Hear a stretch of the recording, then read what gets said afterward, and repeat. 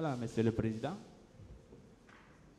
Le premier point, c'était un préliminaire qui est terminé. Les faits, je ne vais pas retarder parce que mes confrères et le parquet et autres, la défense, beaucoup parlent. Ils vont parler. Celui qui réfléchit,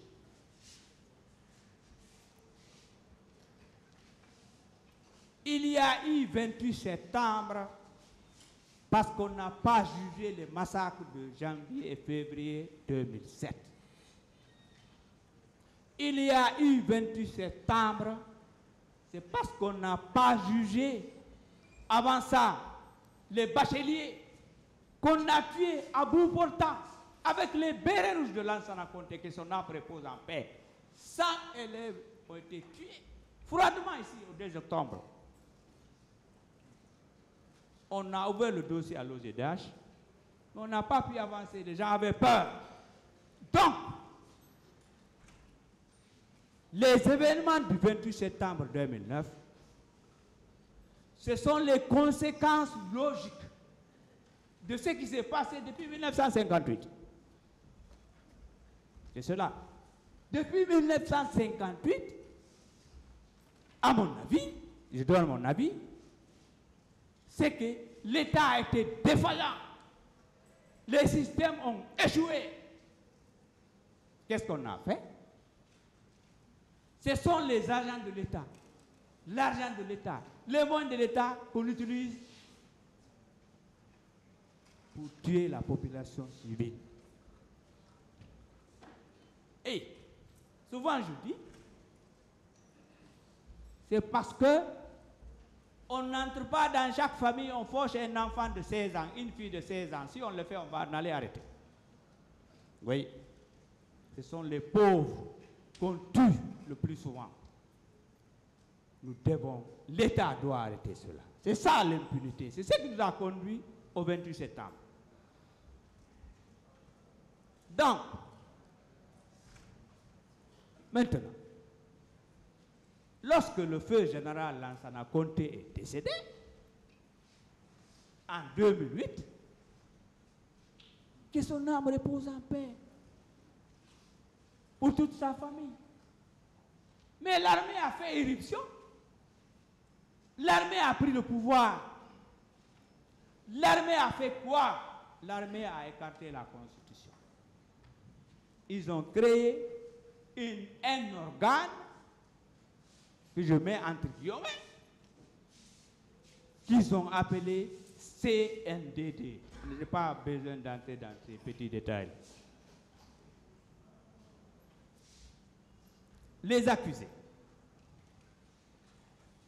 le commandant Toumba et autres, ils ont bien expliqué comment ils ont pris le pouvoir en 2008. Ils sont même fiers pour avoir pris le pouvoir par la force. Moi, je pense que ce n'est pas une fierté. Le coup d'État,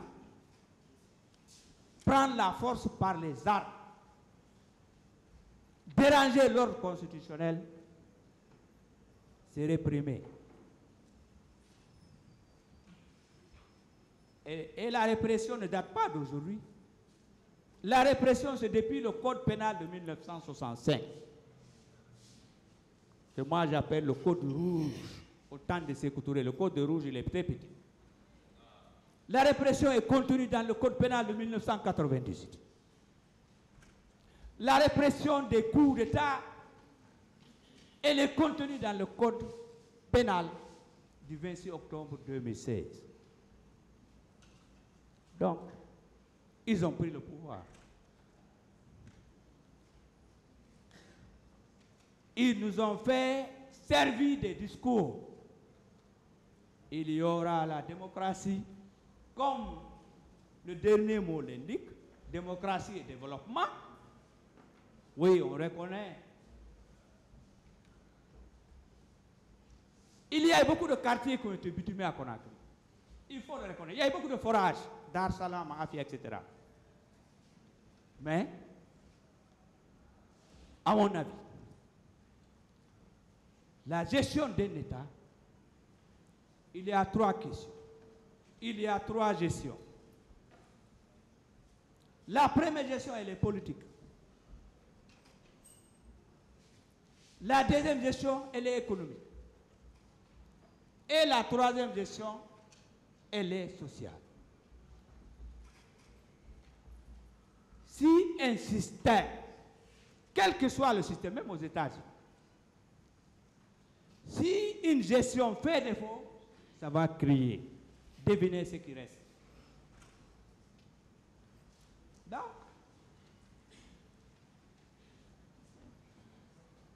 pendant quelques mois, le CNDD a promis de rendre le pouvoir, faire des élections, etc.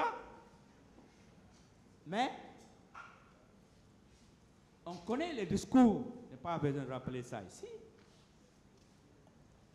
Les partis politiques, la société civile, ont vu au CNDD, c'est des gens qui veulent organiser des élections et être au pouvoir. Rappelons-nous, ce n'est pas la Guinée seulement.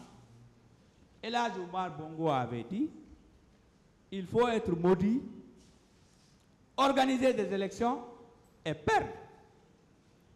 Moi, je pense, et maudit, je le dis, que c'est celui qui organise les élections et les vote, c'est maudit. Parce qu'il y aura beaucoup de morts. Et lui, si Dieu ne le pardonne pas, c'est l'enfer, le dernier enfer qu'il aura.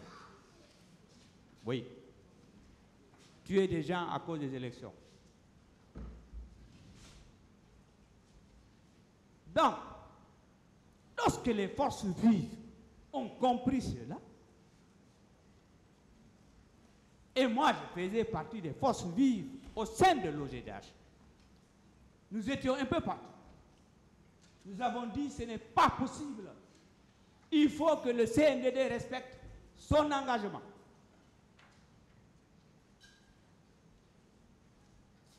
Ce qui a fait que, sans entrer dans les petits détails,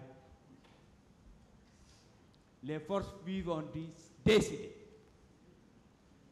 qu'il faut exprimer notre désaccord à la candidature du chef de l'État d'alors, à qui je dois du respect. C'est tout à fait normal, c'est les règles de la vie. Et que les forces vives ont décidé qu'il faut organiser un meeting au stade du 28 septembre. Là, il y a eu des désaccords, il y a eu des bisbilles, il y a eu un téléphone au président Sidi à la nuit, etc. À travers le téléphone de M. Tibou Camara, un témoin qui est venu ici.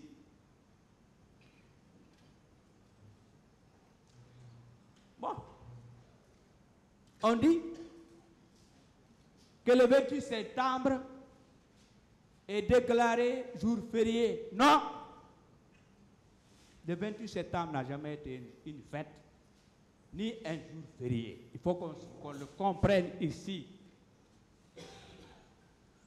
La loi a déterminé les jours fériés. 28 septembre, non, 2 octobre, oui. Noël et Tabaski, etc., oui. Donc, en termes de stratégie, il fallait dire que 28 septembre, c'est férié pour que les gens restent à la maison. C'est que le CNDD n'avait pas mesuré la température.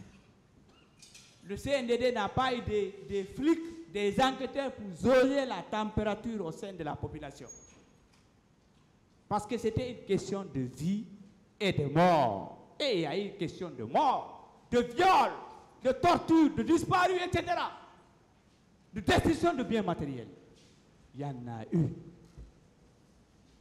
Que cela ne se reproduise pas